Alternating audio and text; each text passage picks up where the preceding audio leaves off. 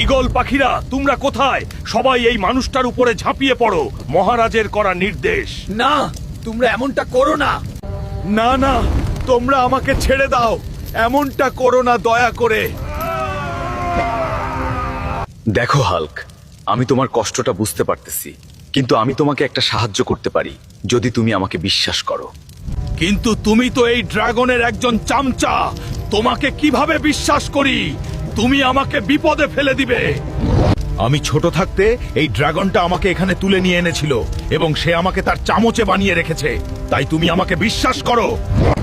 আমি তোমাকে এখান থেকে ছেড়ে দিব, তুমি সোজা চলে যাবে সাদা পাথরের পাহাড়ে, সেখানে সব সমাধান পাবে। এখন তুমি এখান থেকে সোজা চলে যাও আর পিছনে ফিরে তাকাবে না। ঠিক আছে, আমি গেলাম। অনেক তো রাত হয়ে গেছে, এত রাতে আমি কোথায় যাব? দৌড়ে একটু সামনে গিয়ে ঘুমিয়ে তারপর সকালে যাব। মহারাজ, আপনার জেলখানায় বন্ধ থাকা পুরুষ লোকটা পালিয়েছে, আমরা কিচ্ছু জানি না কিভাবে গেছে, দয়া করে কিছু করবেন না।